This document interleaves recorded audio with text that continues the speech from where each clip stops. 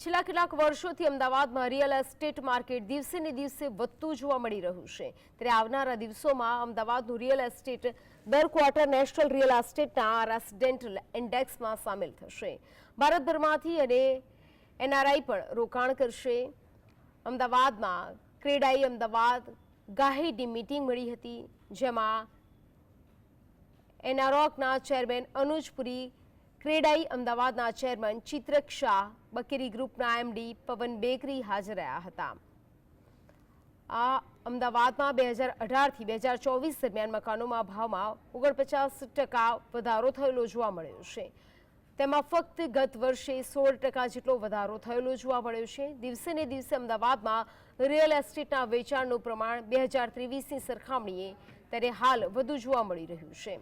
ક્રેડાઈ અમદાવાદના પ્રમુખ ધ્રુવ પટેલે કહ્યું કે ઝડપી આર્થિક પ્રગતિએ રિયલ એસ્ટેટ ક્ષેત્રમાં નોંધપાત્ર વિકાસે વેગ આપ્યો છે। એક અહેવાલ મુજબ શહેરમાં 64,650થી વધુ રહેણાંક એકમો ઉપલબ્ધ જોવા મળે છે। અગાઉની સરખામણીએ પાછલા વર્ષના અંતથી 8%નો ઘટાડો થયો હતો। ત્રિમાસિક ગાળા દરમિયાન ઊંચા વેચાણની ગતિ દર્શાવવામાં આવી રહી છે। આવતા દિવસોમાં અમદાવાદના રિયલ એસ્ટેટમાં ઇન્ડિયામાંથી અનેક ઇન્ટરનેશનલ લોકોને પણ આપણે જાણીએ છીએ કે એનઆરઆઈ ઘણા મોટા તાયનાતમાં ઇન્વેસ્ટ કરે છે રિયલ એસ્ટેટમાં ગુજરાતમાં, તો એ બધા અમદાવાદના અનેક એરિયાઓની પ્રાઇસ મૂવમેન્ટ, ઇન્વેન્ટરી લેવલ, નવા લોન્ચ, એની વિગતો મેળવી શકશે અને નિવેશ કરી શકશે, ઇન્વેસ્ટ કરી શકશે।